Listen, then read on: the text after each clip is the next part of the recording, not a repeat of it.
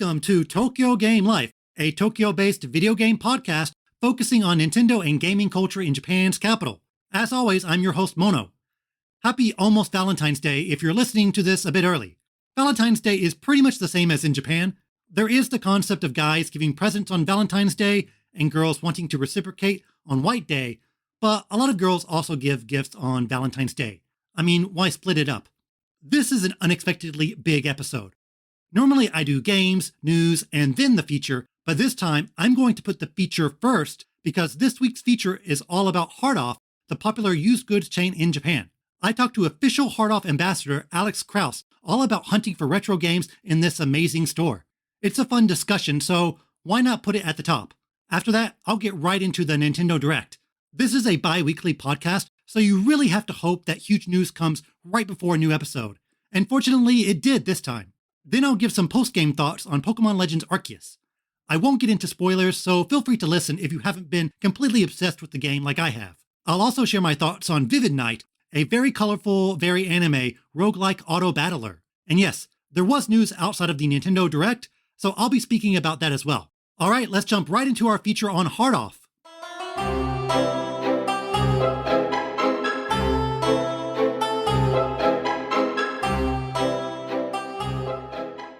This episode's feature is all about Hard Off, the popular used goods chain in Japan. But I'm not alone. Today we have an expert on all things Hard Off. So guest, could you please introduce yourself? Hi, my name is Alex Kraus, and I'm here today because we're talking about Hard Off. Last year, the Hard Off Corporation did a contest where they were seeking out their 100 biggest fans in Japan, and I was selected as one of those fans. So I'm here today as an official fan ambassador of Hard Off. Thank you for joining me. So let's get right into it. For someone who's never stepped inside, how would you describe Hard Off? So Hard Off is what Japan calls a recycle shop, which is a secondhand goods shop, and Hard Off in particular specializes in, as the name implies, hardware. They have video games, they have computer stuff, they have musical instruments, they have audio video, they have vinyl records. Some of them have DVDs and CDs. If you're a gadget junkie, the place to go. So do you remember the first time you visited a Hard Off? It was probably more than 10 years ago when I was a Jet. I probably visited for the first time the one here in Hakodate. It was probably 10 to 12 years ago, my first time. So what makes you keep wanting to return to the store? What's so special about Hard Off? So they've got a very high turnover of goods. So every time you go there, there's definitely something new. And I definitely like the surprise element that you don't know what you'll find. It's quite a lot different from visiting a retail store. When you go to a secondhand shop, you literally don't know what you're going to find. Hard Off is also quite famous for their low prices. They get a lot of new inventory very frequently, and the stuff is cheap. If you want to find good treasure, you really have to visit often. So how does Hard Off compare to stores that specialize in retro games? I'm going to say price is probably the big factor. I should bring up one of the famous features of Hard Off is their junk corner, which is in the back of the store. So if you go into Hard Off for the first time, make sure you go to the back of the store. There's a section called the junk corner, and this is where all of the untested items, or maybe items with cosmetic flaws, or even some of them might have functional flaws. But this is where you're going to find a really good bargain. Is in the back of the shop in the junk corner. And this is really what makes Hard Off unique from every other store that I visited, is this sort of bargain corner, and everything in the junk corner is sold as is. It's what you see is what you get, but you're probably going to find a really good value. Not many other, even recycle shops in Japan have this sort of area, in my experience. Yeah, I often visit the junk corner as well. I think one of the more interesting finds I've seen in the junk corner is just like a huge box of instruction manuals, loose leaf instruction manuals. Well, what's something very odd or interesting that you found in the junk corner? So often I'll look for things like cheap Game Boy games that are still in the box, or cheap Super Famicom games. And they don't even have to be good games, but if they're 50 yen or 100 yen, I'll grab them and then reuse the plastic trays for nicer quality games. If you're missing plastic trays or inserts, it's a great way to fill those holes in your collection for almost nothing, really. What are some of the rarest items you found at Hard Off? Oh, that's a great question. So I'll tell you about a couple of the things that I found fairly recently that got me really excited when I found them.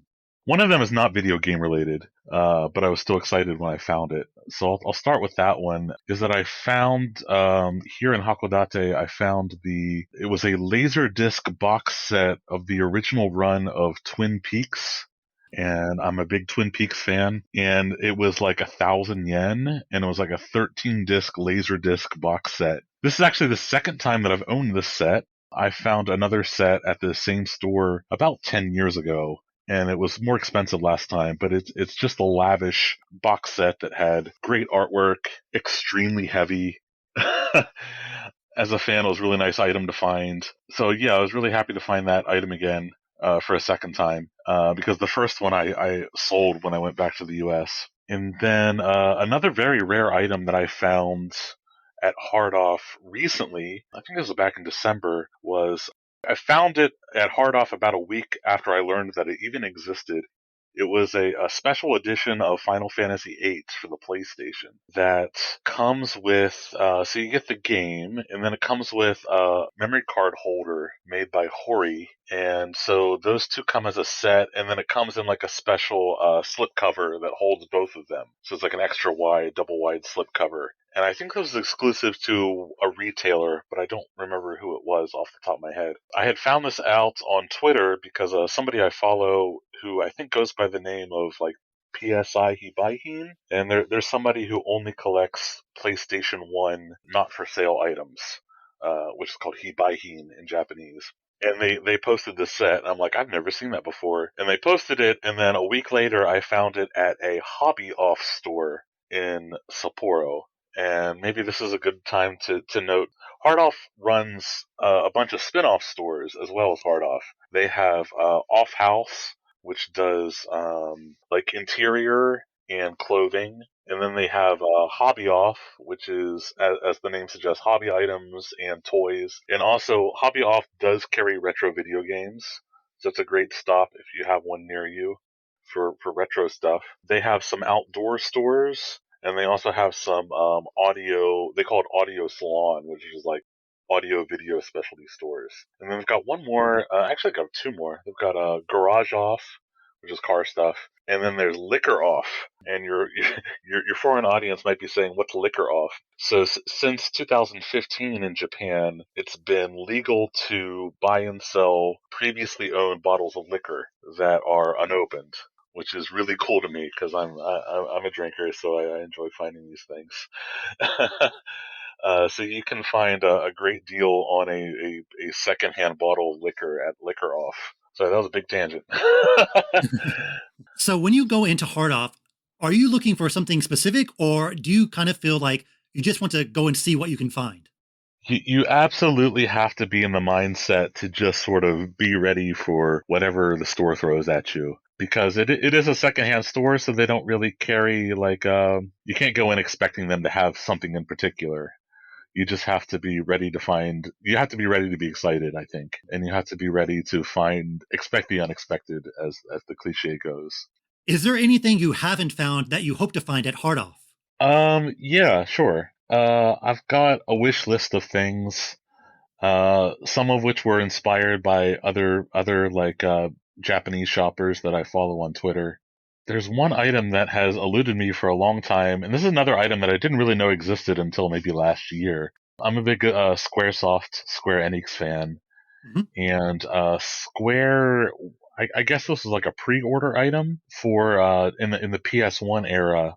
That if you pre-ordered both Chrono Trigger and Chrono Cross on the PS1, they made a special set case that holds both of them, and it's called Chrono Memorial, and I'm still looking for a copy of that. Another item that I'm looking for, although I don't really expect it to show up at at Hard Off, is for the GameCube, and it was exclusive to it was for Metal Gear Solid, the Twin Snakes, and it came in the console package. special edition that it's a GameCube disc that has just the original Metal Gear game on it. I saw one a couple years ago, not at Hard Off. I saw it at Surugaya, which is another chain store, used video game chain store, and it was almost 10,000 yen, but that was actually a good price. But at the time, I was like, I'll wait and see if I can find it cheaper, and I haven't found it cheaper, so I'm kicking myself for not buying it then. I don't know. It could turn up at Hard Off.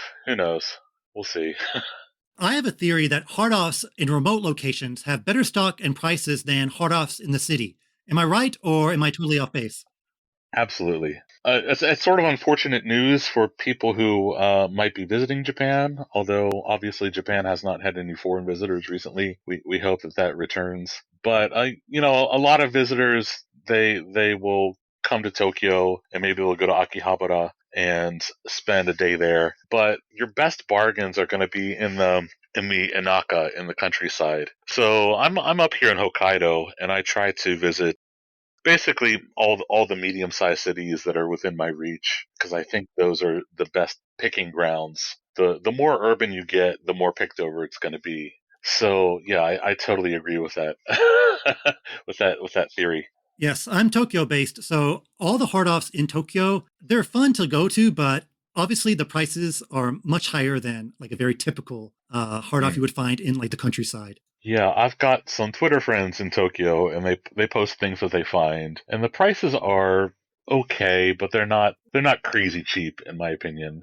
I'm going to jump in and recommend a shop, at least in the Tokyo area. The best hard off I visited near Tokyo is Hard Off Ajiki, which is located in Sakayamachi, Chiba, which is fairly close to Narita. It's actually about an hour away from Tokyo, but doable if you live there. So, Alex, is there any specific hard off branch or location that you would recommend in Hokkaido? Oh boy. There's a few in Sapporo. When I visit Sapporo, they're always like must visits to me. One, I'll give you three locations. One is the Fujino location in Sapporo, and that's in the southern part of Sapporo where I think they had the Winter Olympics there in maybe like the 1970s, because there's a bunch of like Olympic stuff still in the area. And then the next one is the Nakanoshima location in Sapporo, and that one is pretty central. So even if you're staying in downtown Sapporo, you can get to that one pretty easily. It's just a few subway stops to the south. And then the last one I would recommend is the Miyanosawa location, which is a bit to the northwest. That one, just like the junk section, is always filled with goodies. I found great stuff. So in the 100 yen section, I have found things like Chrono Trigger for the PlayStation, Marvel vs. Capcom 2 for the PlayStation Oh, wow. 2, in the 100 yen junk bin. I was like, really? In that store also, they're one of the few stores that gets hard off goods. So sometimes they'll make official like T-shirts, or recently they made their famous blue bins as sort of souvenirs that you can buy. And that's one of the few. I think that's the only store in Hokkaido that gets that merchandise. So you mentioned earlier that you are a hard off ambassador. So what does that entail? Good question. So last year, the Hard Off company on Twitter did a contest where they asked people to basically tweet anything, tweet their memories or tweet their best finds, and to use a certain hashtag, and that they would pick 100 winners in Japan. I was one of the people picked, and as far as I know, I'm the only foreigner. I don't think there are any other foreigners picked for this group. And then they sent me like an official printed membership card on plastic, which was Wow. really neat to get. And they made me agree to some things like promote the company, and also when I visit to not include like strangers' faces in photos, because that's the netiquette in Japan is, you don't post photos of people that you don't have permission of. That was basically it. Yeah, that sounds like a really good deal. I know some people, maybe not celebrities, but there are maybe some quasi minor celebrities that are hard off ambassadors. So you're in good company. Yeah, they picked some sort of minor celebrities. The big one for them is a guy named, I think is MCU is his Yes. name. And he's like a hip hop artist from a group called Kick the Can Crew, and he recorded like one of their in store like jingle songs, and I think he's a member too. That leads into my final question. What are your thoughts on the hard off theme that plays in the store? The instrumental one? Anyone. Yeah. So they've got the instrumental theme. Then, like as I said a minute ago, the MCU guy recorded like a vocal hard off theme. And they've got another one that they play on loop that I can't remember. Maybe a bit of trivia for you. The instrumental one is licensed music. It doesn't belong to them exclusively. Oh, really? Yeah, and they've actually put out a few times, like they've asked YouTubers be like, please don't use this music because it's not ours exclusively to use. Oh, Like we just license it, which is funny, but I don't think anyone has actually paid attention to this advice. Yeah, it's a well known theme, and I think everyone recognizes the corporation by it, but it's licensed music. It doesn't belong to them exclusively. so if people want to find more from you or learn more about your hard off adventures, where can they find you? So I'm mostly active on Twitter, where my handle is at Alex F. Kraus, and I also operate an eBay store where I sell some of my finds, and that eBay store is under the name Retro Dream. That's RETRO asterisk DREAM, and I've been selling on eBay for almost 20 years now, and I'm coming up on 15,000 feedback very soon, so that'll be a nice milestone. That'll be within the next couple weeks, I think. Come visit. All right. Thank you very much, Alex. Sure, my pleasure. Again, thanks to Alex Kraus for chatting hard off with me. If you want to follow him on Twitter, which you should, I've linked it in the description. Now let's chat about the Nintendo Direct. I'm going to put it in the game section because it's just that special.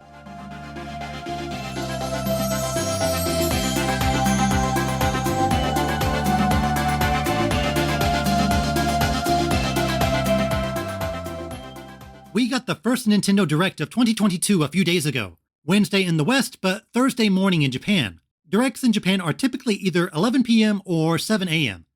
I vastly prefer the 11 p.m. ones, so let's aim for that next time, please. Last episode, I gave my predictions on the Nintendo Direct. I predicted that Advance Wars would hit April, a new Fire Emblem from Intelligent Systems would come, a casual game which could be Nintendogs, and other things.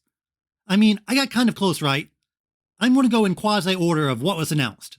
Game 1, Knights, Fire Emblem, easily. Then the Three Houses theme kicked in. Wow, are they really making a direct sequel to Three Houses? Nope. Fire Emblem Warriors, Three Hopes, which is out in June. This is the sequel to Fire Emblem Warriors, which, yes, is a Musou game. The game takes place in Fodlan, the setting of Three Houses. It might take place within the 5-year gap that happens in the game. Is every game with a time skip going to have a Musou game from now on? We got one with Breath of the Wild, and now this. I know people like warrior games, but for me, this was a very unexciting announcement. The Fire Emblem and Zelda Musou games apparently sold quite well. But again, these games aren't really for me. There's no franchise that could get me excited for one, so I'm happy for people who like Musou games, but as someone who expected a new Fire Emblem, I was a bit disappointed. This makes me much more curious about what Intelligent Systems is working on. Like I said before, they release a game on Nintendo hardware every year. Last time they did it was in the 90s. So an IS game is likely coming this year, and Fire Emblem makes a lot of sense. But I'm not sure when they could wedge it in. Maybe they're working on Pushmo. I would be really happy if we suddenly got a Pushmo game this year. Next up is Advance Wars 1 and 2 Reboot Camp, which got delayed from December and will now hit April 8th. Graphically, it looks pretty much the same. It's not like they overhauled the art style or changed it in any significant way. Some people don't like the art style, but I think it looks fine. Yeah, we all love pixels, but we gotta let it go. They ran through some of the features and it had pretty much everything I wanted to hear. War room, map making, online battles, boom, done. That's a lot of content.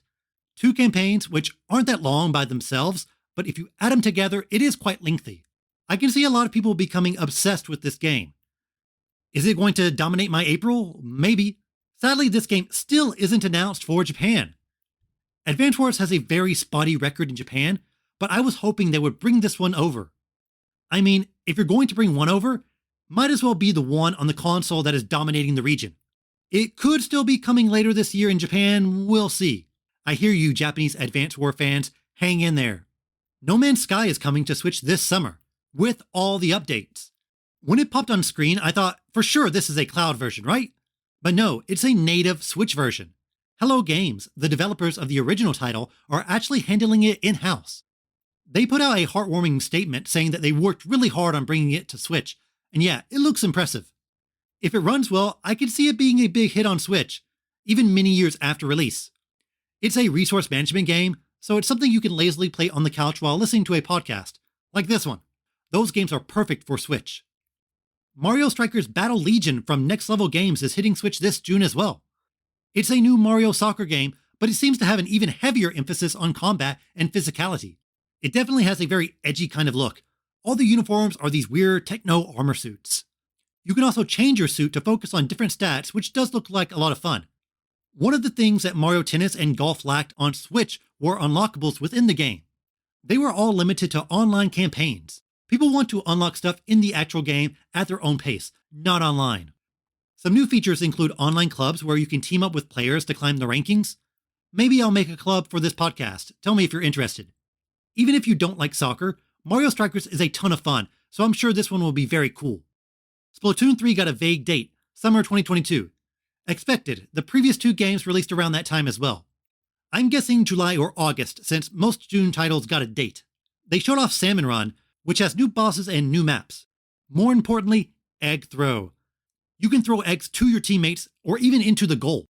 This looks very simple, but it is a major change to the game.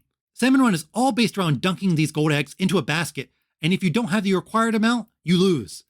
There have been many matches I've played that were decided in the final seconds because someone could or couldn't reach the basket in time. That's part of the intensity though. Not only do you need to combat the salmon legions, but you need to get back safely. You really have to hope your teammates are managing their area well, because if not, it's going to be tough to actually score points.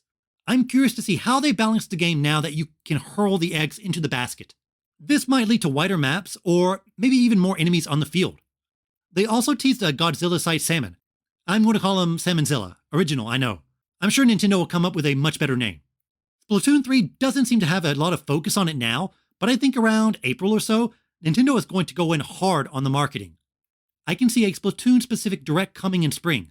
I'm still guessing it has the biggest opening week for Switch in Japan. Front Mission First, Square's robot tactics game, is getting a remake this summer. You move robots on a grid, say no more. I love tactics games, but I've never tried Front Mission. I suppose this is the perfect time to jump in. They also announced that Front Mission 2 is coming in the future. It's being handled by Forever Entertainment, which worked on the Panzer Dragoon remaster. A lot of people were pretty critical about how that remaster was handled, so I'm not trying to get too excited, but hey, robots, grids, equipment, it's hard not to get excited. Disney Speedstorm is a Disney-themed kart racer. That's it, that's the game. I love Mario Kart and always say, more people should make kart racers. But then you play them and think, it's not as good as Mario Kart. But hey, might as well try. It's worrying that the game is free to play, so I assume characters and cosmetics are locked behind a paywall. I don't want to think about 10 different currencies when I'm blazing through the track. Please keep it simple.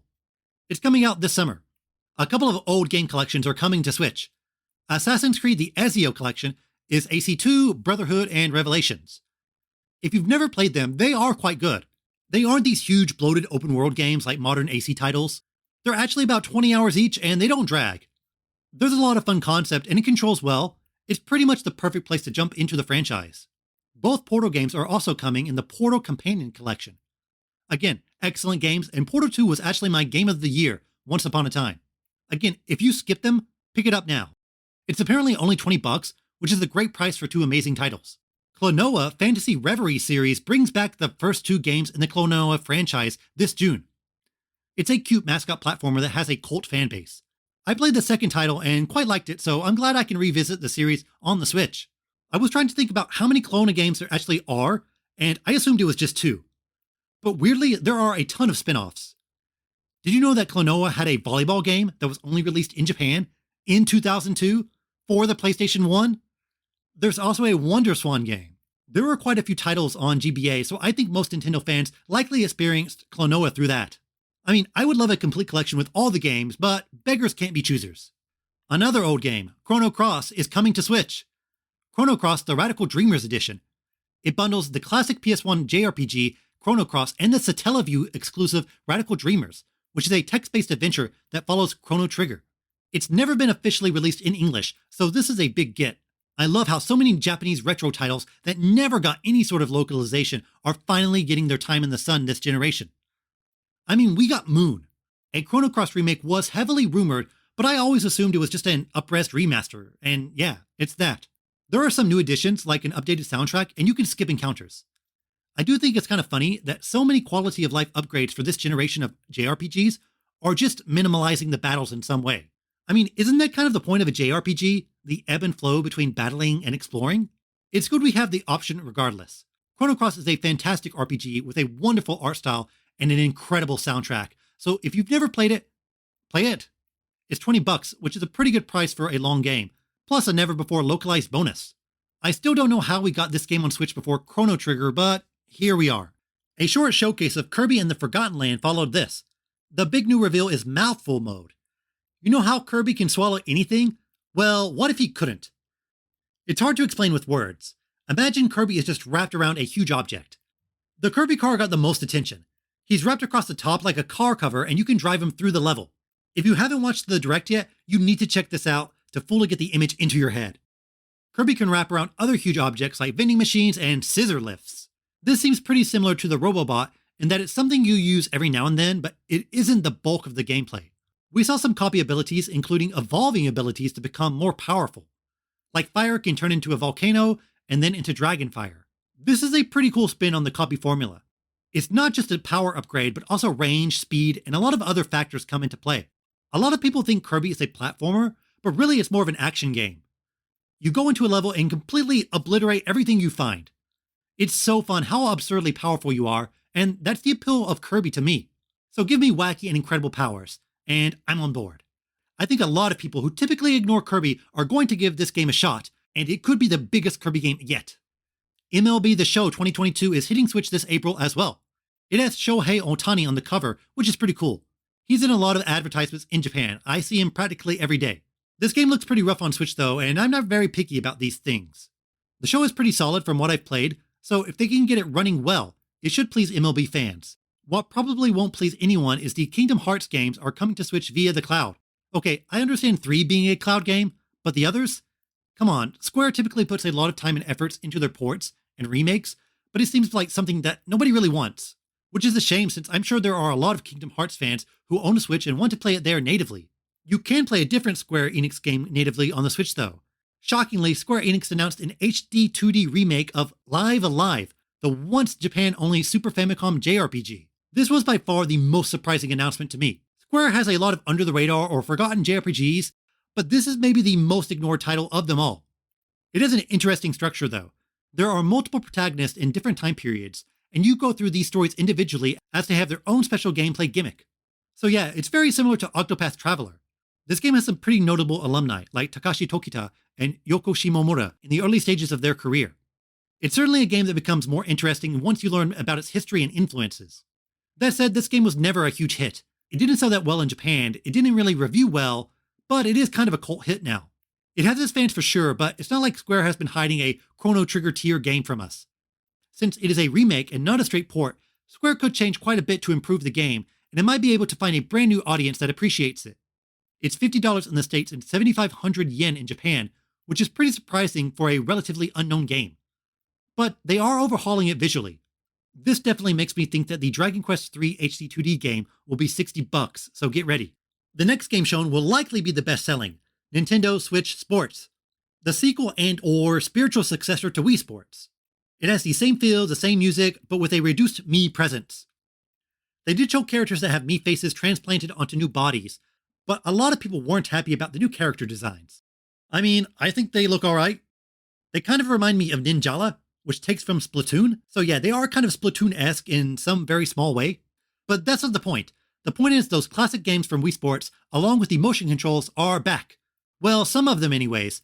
And there are new games added as well. Volleyball, badminton, tennis, soccer, bowling, and chambara, aka kendo. Soccer is probably the biggest addition.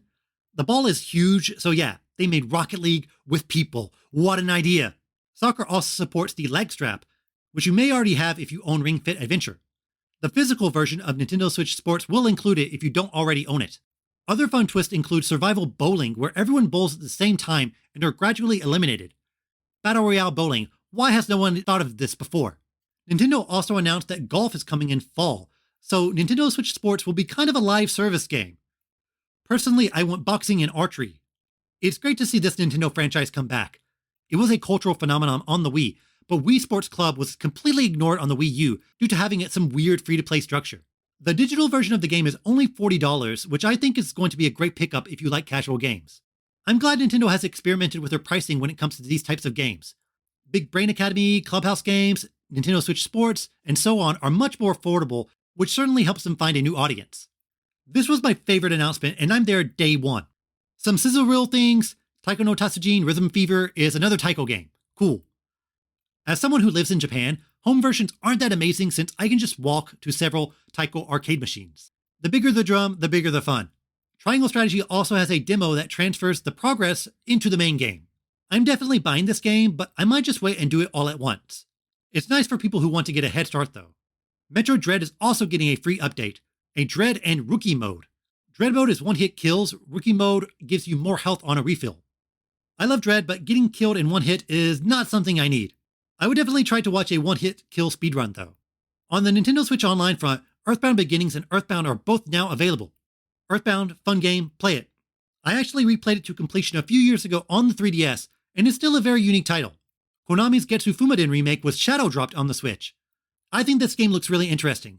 It has a vibrant ukiyo-e art style, and like I've said before, I will play any game that has a samurai era setting, so I'll check it out. Actually, if you want the original game, you have to buy the Digital Deluxe Edition, which has both games included. Mario Kart 8 Deluxe is getting a Booster Course Pass.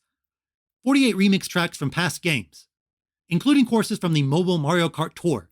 48 is a lot of tracks. It's basically an entire new Mario Kart game. It'll come in 6 waves, so 8 tracks per wave. And it's going on until the end of 2023. That's kind of a long time, right? It basically confirms that Mario Kart 9 is not coming until 2024 at the earliest.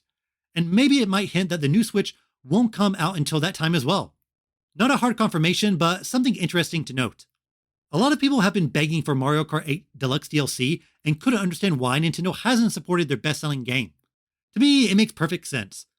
Why focus on this game that is already selling when you could dedicate that time to a new title? But throughout the Switch's life, Nintendo has focused a lot more on additional content to existing games, and they also need to make their online service more appealing. The Booster Course Pass comes with the expansion pack, so if you bought that, you already own it. The expansion pack was pretty unappealing when they first announced it, but adding content like this certainly makes it more worthwhile. I like the feeling of, oh, I already bought it. The courses from the first batch are Coconut Mall from Wii, Choco Mountain from N64, Tokyo Blur, Ninja Hideaway, and Paris Promenade from Tour, Toad Circuit from 3DS, Sky Garden from GBA, and Shroom Ridge from the DS. Out of these, Choco Mountain is my favorite, but I am interested to check out the Tour levels since I don't play that game, so these are practically brand new. A lot of people pointed out that the visuals for these tracks are kind of lacking, especially considering how incredible some of the reimaginings are. Like Ribbon Road was a GBA course, but it looks incredible in HD due to how hard they leaned into the theme. Here the tracks certainly look more faithful visually to the originals. I guess I can understand that considering the volume of tracks they're putting out, and that they aren't trying to sell a new game. But Mario Kart 8 is still one of the best looking Nintendo Switch games, so you want to see Nintendo flex their creativity when bringing these old levels into the game. I'm excited to have another reason to jump back into Mario Kart either way. The first wave will be out March 18th. The final announcement was Xenoblade 3 from Monolith Soft. It's set in the far future from the first 2 Xenoblade games. I don't really have much to say here, sorry. I played Xenoblade Chronicles X on the Wii U, and I really enjoyed it, but I never felt the urge to get back into the franchise. It's pretty crazy that there is not 1, not 2, but 3 Xenoblade games on the Switch. Personally, for me, I would love to see Monolith Soft try their hand at a new IP, but it's clear that they are very passionate about the franchise. Monolith Soft also does a lot of support work on other Nintendo titles. They helped with both Breath of the Wild and Arceus, so maybe this is their blank check they get for helping out. The game is coming out in September, which is a lot sooner than I expected. Those holiday days are pretty empty. Let me touch on a bit about games that were only in the Japanese Nintendo Direct. The one that stood out to me was Loop 8, a new JRPG from Marvelous. It's strangely described as a juvenile RPG that focuses heavily on interpersonal relationships. It's really eye-catching, so check out the trailer. No info on any sort of localization, but come on, we're past the days of Japan-only games. Let's throw some English in there for everyone. There's also the Centennial Case, a Shijima story from Square. Another JRPG? Nope. It's a live-action FMV mystery game. It has an interesting gimmick in that it spans from 1922 to 2022, with actors playing different parts in the different eras. It is actually coming to the West in May, so it's kind of weird it only showed up in the Japanese Direct. I thought it was a very solid Direct. The opening and closing announcements weren't for me, but there's a lot of new games I'm going to buy. Arguably too many.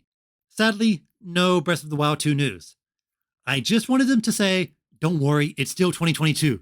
I guess they were going to wait until June to really showcase that game, and I am hoping it's their big holiday title. It was notable that September is the furthest date they showed.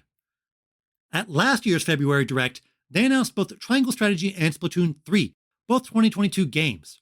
But we got no 2023 titles this Direct. I'm getting way too far ahead of myself, but it makes me wonder if 2023 will be relatively sparse in terms of software, as Nintendo is gearing up for titles for the new Switch coming in 2024. Makes you think. But forget about future games. Let's get back to games of the present. Like most people, I am still playing Pokemon Legends Arceus.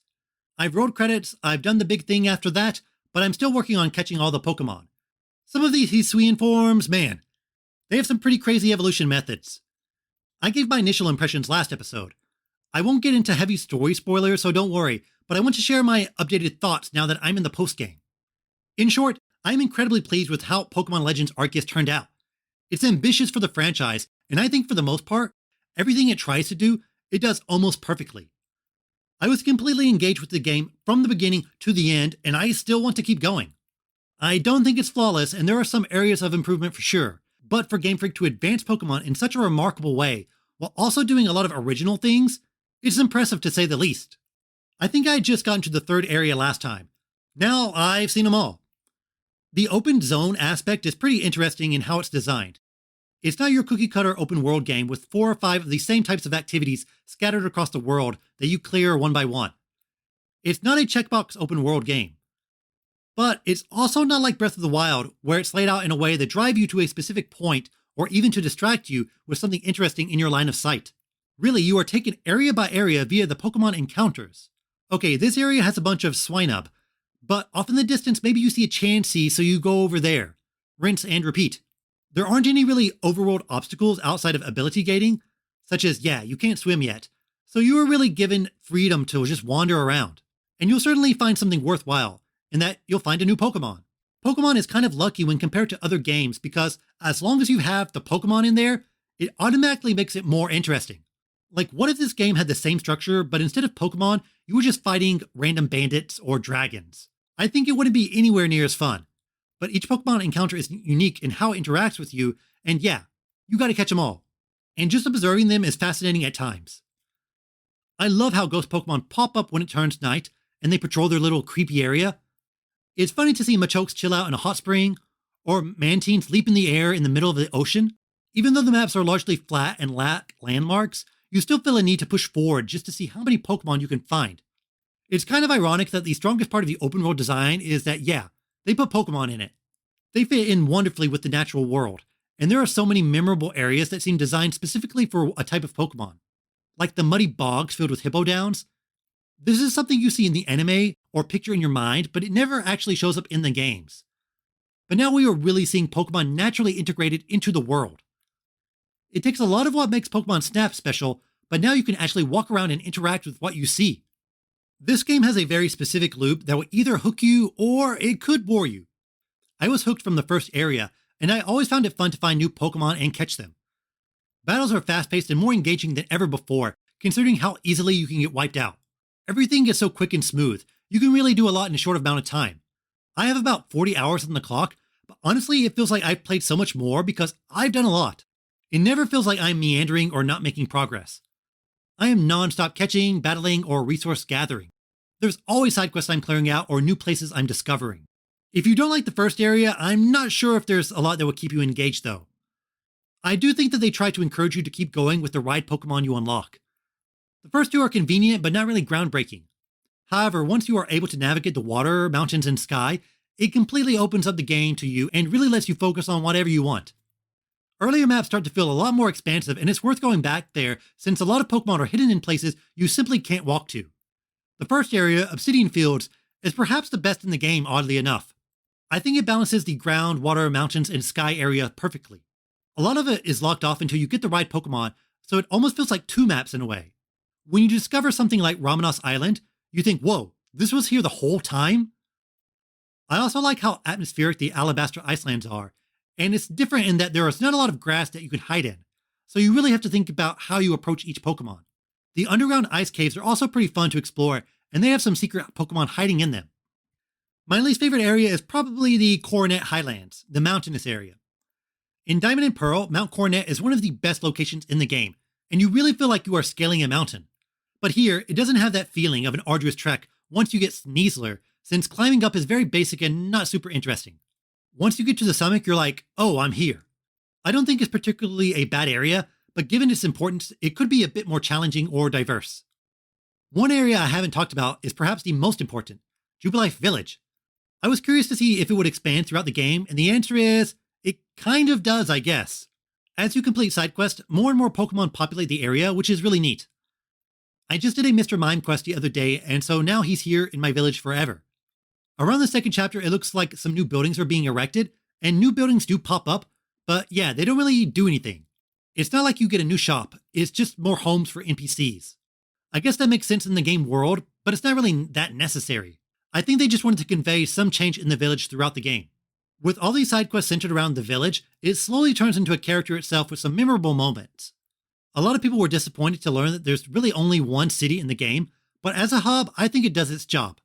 Story, I won't get that deep into spoilers, but I did enjoy it. Arceus isn't going to win any awards for its story, but it's at least different for a Pokemon game. In every Pokemon game, you know the structure. You know the ending. You deal with the bad team, then you fight the champion, and roll credits. But here, I honestly didn't know what the final boss would be. Doubly so since there are technically two final bosses. There's one before the credits, and there's an in-game boss that actually ties up the story. And I can only assume that there's another battle once you actually get all the Pokemon. I will say the post-credits boss fight is pretty awesome, easily one of the best in the series. There hasn't been quite a battle like it, and it would definitely test how good your team is. Shout out to Luxray, maybe my battle MVP the entire game. After you tame the nobles, the story gets a lot more unpredictable, which I appreciated. I was surprised to see how much there was after you clear the last area. These last segments have pretty memorable fights and a lot of surprising story elements. I certainly wasn't bored. I do think the Diamond and Pearl clan conflict is pretty silly overall. I mean, you know the answer already. I did think it was interesting how they subverted a lot of expectations when it came to the ancestors. Some modern-day villains have heroic ancestors and vice versa. Although there are some links from Hisui to present-day Sinnoh, it's a lot more subtle than I expected, and they leave a lot to the imagination. There are some slight hints though, but shockingly they don't bash you over the head with it. I did love seeing Sinnoh landmarks in this game, however. The lakes, along with the theme, it really hits me emotionally, weirdly enough. I mean, it's just a big round lake with a rock in the middle, but to see it in 3D, to see it so long before the events of Diamond and Pearl, it stuck with me. Even small things like the mossy and icy rocks showing up, again, got me really excited. Whoa, I can spin the camera around and look at the rock? Whoa! It's a small but really fun touch. And of course, there's a late game location that is really awesome to experience as it was back in the day. I really enjoyed this game, but let me poke at it a bit. There are some areas it can improve upon. Namely, yeah, the graphics. The pop-in is pretty bad and muddy textures galore. The characters in Pokemon look good, as they typically do, but I was hoping the overworld could get some of that love as well. It at least runs at a pretty consistent 30 frames. I will say the lighting is quite good, and the changing time of day makes it really atmospheric, especially when you are locked into a battle that spans multiple times of day. Along with the graphics, the presentation also needs a bump up. Please add voice acting, I beg you. A lot of people say no voice acting is better than bad voice acting, but come on, it's not the 90s anymore. There are many capable voice actors out there. Modern voice acting is acceptable at worst. I would take acceptable over nothing. Also, a lot of cutscenes are the classic Game Freak fade to black and don't show what actually happens. At least the framing of the cutscenes is better, with more dynamic expressions and unique camera angles. People don't spin and walk in place as much. I love equipping moves and how the move tutor works, but you definitely feel like maybe they could have added some more moves in, or maybe even TMs. Once you visit the move tutor, the moves it shows you are pretty much all the moves you have the entire game. You can't really make two different Sylveons, for example. Each one will probably be limited to the same 4 moves. I gave my Shinx all the Fang moves and Bite, and my Luxray still has that moveset dozens of hours in. it kind of makes your Pokemon a bit static. Instead, the game relies on grit to make your Pokemon noticeably stronger instead of giving it a more powerful move. Considering how many resources and items you pick up in the game, I think adding in some TMs would make a ton of sense. You don't really even need to add a lot, maybe like 20 or 30, with some big moves like Blizzard or Thunder. So the big question, should this be the future of the franchise? There are definitely some things I want ripped straight out of Arceus and put into the main game. The catching and battling mechanics work wonderfully, and I would love to see them in Gen 9 and beyond. The turn order in battles is a lot of fun here, but I'm not sure if it would work in a competitive game or in a game with more trainer battles. It might need some tweaking, but I want to keep the speed of those battles. However, if Game Freak takes everything that makes Legends fun and puts it into the main game, it kind of makes Legends redundant, right? I think Game Freak is thinking about this dilemma and might not take mechanics from Arceus wholesale and put them into the core JRPGs, but instead maybe some similar concepts or gameplay ideas. Kind of like how in Let's Go, ideas obviously inspired by Pokemon Go mechanics, but they still put their own spin on it. Do we really want more Legends titles, or do we want Legends to be integrated into the typical RPG flow of the Pokemon series? I kind of want the latter, to be honest. Legends is great, but it also makes me think they could do so much with the mechanics they've developed here. Instead of having 5 massive areas, you could have a dozen or so smaller areas that replace routes, and still have those big bustling cities. Honestly, for me though, the ultimate dream is to have one continuous open world where you can explore areas and visit cities at your own pace. Tackle them in whatever order you want. We still might be a decade away or so from that, but I'm patient. So if you're on the fence, pick it up. Like Breath of the Wild, it's one of those franchise refreshers that can hook those who have completely ignored or dropped the series. I can't think of any higher praise than that. Next episode, I'm going to have one more Arceus segment. After that, I'll shut up about it until they announce DLC or whatever. In the next episode, I'll give some ideas about the future Legend games and what they can do, so look forward to it. Earlier, I talked about Loop Hero, a roguelike deck builder. I wasn't too high on it, so you know what I did? I bought another game, Vivid Knight, which is a roguelike deck builder. This one has a lot more color though. You could say it's vivid. It's from Tokyo's own Asobism, who worked on Freaky Forms for the 3DS and a mobile game called Dragon Poker. I tried to figure out what Dragon Poker is, and it looks like every other Japanese mobile gacha RPG that has ever existed. But this isn't about Dragon Poker, it's about Vivid Knight, which thankfully isn't a free-to-play mobile game, although there might be some gacha elements. It hit Steam last year and came to the Switch in Japan last December, and the US version came out in January. Yeah, like I mentioned, it's a roguelike deck builder, although you technically don't have cards. It plays out as a more traditional JRPG dungeon crawler than a card game, but it also has some elements of autobattlers that were popular a few years ago. Though I guess they could be still popular now. Do people still play Dota Auto Chess or Dota Underlords? A lot of people thought it would be the next battle royale, the next genre to take over the world, but interest has definitely died down a bit, I think. However, it's no surprise to see at least a few auto chess elements in other games. Is Loop Hero also technically auto chess? I think you could make a case for it. Vivid Knight is a mishmash of a lot of different genres, but it's a dungeon crawler at heart. You navigate a maze-like dungeon room by room, descending further and further down until you fight a boss and then move on to the next dungeon. You build your party by finding gems. These party members have their own special stats and abilities, but you don't necessarily control them in battle. Battles play out, well, automatically. It is still turn-based though. Although you don't pick each individual member's attack, you do still pick a skill once per turn that can affect the battle. It might just be a magic attack that hits all enemies, or a spell that heals the party member with the lowest HP. The goal is to descend further and further into the dungeon while managing your health and making your team strong enough to take out the boss. You start off with a random gem, which is a party member, and then you build up your group and skill set throughout the dungeon run. Dungeons are sectioned off by rooms. It's very typical pick a node type of gameplay. Traversing one room costs MP, so you need to manage that as well, since losing all your MP means that your party gets damaged on each move. It refills once you move to a new floor, however. Each room could have a new party member, a merchant, an item, a fight. Typical things like that. It's not very exploration-based, as you typically hit every room per floor. But you do need to be conscious about how you navigate it so you don't end up wiping out all your MP. The game does a fairly good job of making you think about resource management. You have gold coins to expand your party slots and crystals to buy skills with. You often have to make decisions whether or not to save some of your coins so you can open up a new slot, or if it's worth buying some new piece of equipment that could be a game changer down the line. I often have a surplus of crystals, but the game might be a bit too strict with the gold coins. You really want to have a full party by the time you get to the boss, and even navigating through every room, there were times when I didn't simply have enough. As for party members, they all have some unique ability during the battle and an affinity. A major part of the team building is stacking as many affinities as you can. You can also level up your party members if you find 3 of the same one, which you can then combine into a stronger version of that party member, and it also boosts your affinity bonuses. The affinities can be pretty confusing at first. A lot are just colors, blue, pink, green, and there's also elements like forest and sunlight. What these do in the game is a little vague. It will say that a character will do moonlight damage every turn. Okay, is that good?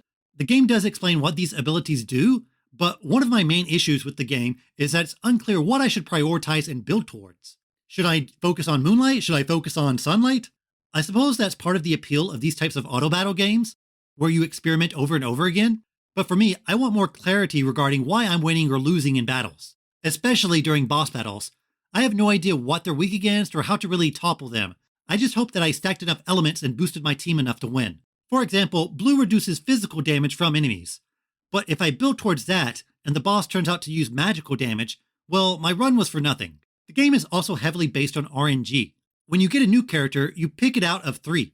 So you can work on a build through picking specific affinities, but you might run across a group of 3 that doesn't have anything you want. One annoying thing is that you need 3 gems to level up a character, but there have been runs where I only gathered 2 the entire dungeon, meaning I was pretty much just wasting space and the character I wanted to buff never got to their full potential. I started to poke into guides a bit more, and it gives me a clear picture on what to prioritize, but building towards that can be really reliant on our Lord and Savior RNGesus. Vivid Night kinda straddles that line between roguelite and roguelike.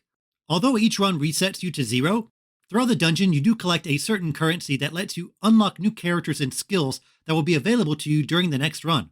This ironically makes the game harder in some ways, as the more characters you unlock, the less likely you will see the same character during a run, and therefore it's harder to level them up by collecting 3 of the same gems. The battles are quite fun and balance the auto and skill use portions. You have a skill bar that you can select 1 skill per turn, but some have cooldown that you need to be aware of. The skills can also be single or multi-use items that disappear eventually, so you really need to be aware of that too. Thinking about and customizing my skill set each run is perhaps more fun than making a party. A lot of the skills are incredibly useful and can certainly turn the tide in battle. The thing that stands out to me the most is the art style. It is very bright, very chibi, very overly designed anime characters. Small bodies, big heads. They also look distinct from each other and have really silly names like Dumore the Convict or Jade the Lumberjack. Some people are half lamb, some people look like they are the protagonists in other JRPGs. They're kind of small on the screen, so it can be hard to see the intricacies of their detail, but they typically have some exaggerated feature to help them stand out. The enemies and overall maps share the same very bright, colorful anime vibe that sets it apart from a lot of other typical roguelikes. I am not really an auto battle or rogue expert, so it's hard to compare with other titles. I like what I've played so far, and gradually building your team and skill set is fun each run, but it does feel very RNG heavy, and sometimes even if you have a specific build you're going for, you might not be able to reach it. I'm stuck in a dungeon now, but I'll probably give it a few more runs and see what I can do. If I die horribly, I'll just go back to playing Pokemon. No harm, no foul. Game time is up. Now for some news.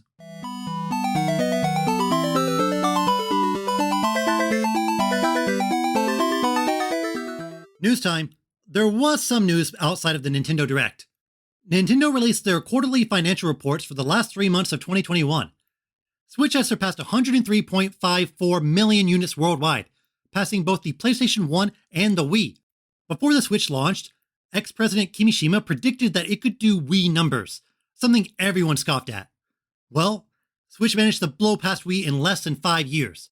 What a remarkable achievement. I don't think many would have predicted this, especially before launch. That means the Switch is the best-selling console for Nintendo, but it's still a ways off from the DS and it's 150 million units. Now, that's a number that might never be topped. I mean, you could buy a DS for $150. Switch is still at a premium price, and the cheapest model is the one that's selling the least. If you get a Switch 2 in 2024, it has roughly 2 years to sell half of what it's done in 5. Not impossible, but hey, the very idea that Switch can come anywhere close to the DS is pretty incredible. In terms of software, all hail Mario Kart. It's up to 43 million, which means it sold nearly 8 million in the last quarter alone. And people wonder why there's no Mario Kart 9 yet. Animal Crossing is trailing at 37 million. There was actually a time when it looked like Animal Crossing was going to surpass it, but Mario Kart has certainly lapped it.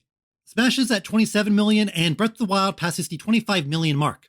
Pokemon Sword and Shield is at 5th place with 23.9 million sold. A new entry in the top 10 is Pokemon Brilliant Diamond and Shining Pearl, which managed to sell 13.97 million units in 40 days. That's wild. Pokemon is such a strong brand on the Switch. You could argue Pokemon is more popular now than it's ever been. The Let's Go series is at 14.3 million, and soon BDSP will pass it. I'm interested to see how BDSP performs now that Arceus is out. Will people who jumped into Arceus be interested in the remakes now? I mean, it's a pretty stark contrast to go from Arceus to BDSP, even though I think both are very fun, albeit in completely different ways. Sadly, Splatoon 2 was knocked off the list, as both BDSP and Ring Fit have now outsold it. I'm sure that Splatoon 3 is going to be a massive hit though. I'm still guessing it has the highest opening week for a game on the Switch in Japan. Nintendo also announced that WarioWare, Big Brain Academy, and Game Builder Garage have passed 1 million units each. Metro Dread has also sold 2.5 million units, which is really incredible. I hope we get a lot more 2D Metroids in the future.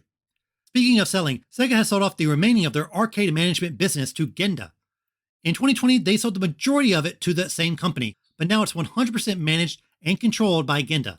Sega will still make arcade games, but they won't be managing any game center you visit. All Sega arcades will now be rebranded Gigo. I'm sure I've seen a Gigo arcade, but honestly, I don't remember. It certainly doesn't stand out like the big blue Sega logo. I can't say if these places will change that much. I mean, it could just be the same. Some people have said that they will focus less on games now and more on claw catchers, which is a bit disappointing, but honestly, I love claw catchers. Not sure we need more of them though. I think we have about the right amount. Arcades in general are certainly more abundant in Japan than the West, but they are still dwindling. Especially because of COVID, these arcades are getting no money from tourism for nearly 2 years now, and that certainly has a major impact on their profits. I really hope they can bounce back though, since it's hard to imagine Japan without these huge multi-story arcades. Square, which showcased a lot of titles in the Nintendo Direct, actually threw one out before the Direct. Voice of Cards: The Forsaken Maiden. This is another entry in the Voice of Cards series. The first game came out in October, and I covered it on this podcast, so check out that past episode. Another coming so quickly is pretty surprising. It clearly must have been in production in conjunction with the first title. It has new protagonists and a new story, seemingly unconnected with the Isle Dragon Roars. I'm interested to see how different it will be from the first title, considering both are coming out back to back. The first game was a pretty straightforward JRPG that greatly benefited from its presentation, but I'm not sure if this game will fix the issues I had with the original. It comes out February 17th, so if you loved the first game, hey, there's more of it. Now to wait for Square to announce a sequel to Dungeon Encounters. Let's look at some Japanese sales figures. Pokemon Legends Arceus had a huge opening with 1.4 million physical units the first week of release.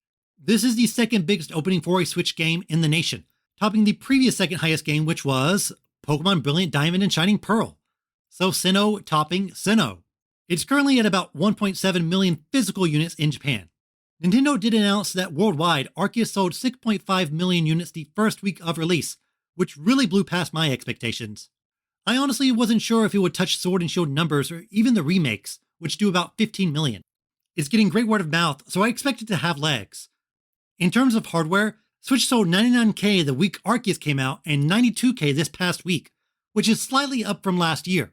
We're all wondering if the Switch will have a noticeable drop in hardware sales this year, but so far it seems pretty solid. Some PlayStation games actually got into the top 10 this time. Well, one did. Dying Light 2's PS4 version debuted at number 2 with 24,000 units, and the PS5 version with 12K. PS5 sold 23K and 16K in the 2 weeks from the past podcast episode. Again, stock issues are plaguing this thing in Japan. It's at least improving, but the dream of walking into a store and buying a PS5 in Japan hasn't been realized yet. PlayStation has a lot of high-profile games this month, including Sifu, Horizon, and Elden Ring, so I expect to see some more PlayStation titles enter the sales charts sooner than later. That's it for news. Now for the Japanese gaming phrase of the week. This week's phrase is risetto marason. Risetto marason. You can probably guess this is actually an English phrase. Reset marathon. Now that phrase doesn't mean anything in English, but we do have a similar term, re-rolling. This is used for gacha games that give you free bonuses when you start. However, if you don't get what you want, you either reset your account or make a new one to get off to a head start. Anytime I've tried a gacha game, I just went with what they gave me, but for some people, they are obsessed with getting a 5-star character or an SSR or whatever right off the bat. I guess this takes so many tries, so it feels like a marathon. Once again, risetto marason. Now for the Japanese tweet of the week. Man, it was hard to pick one since there was a ton of amazing art inspired by the direct. But of course, I gotta pick Kirby. Otta Love Kirby made a mouthful mode version of Kirby trying to inhale a wispy woods. Honestly, I wouldn't be surprised if this happens in the game. It would be cool to control bosses like this. Otta puts out a ton of amazing Kirby art in general, so definitely check it out. As always, the tweet is in the podcast description. Woo! That's it for this episode. Thanks a lot for listening. Be sure to like and subscribe on your favorite podcast app. The podcast is also available on YouTube, so like and subscribe there as well. I'm on Twitter, Instagram, and TikTok. Just search for Tokyo Game Life, or find links in the podcast description. If you like the podcast, be sure to share it with your friends, family, enemies, whoever. The next episode will be Sunday, February 27th, squeaking by and getting one more out before the month ends. All right, see you next time. Mata ne!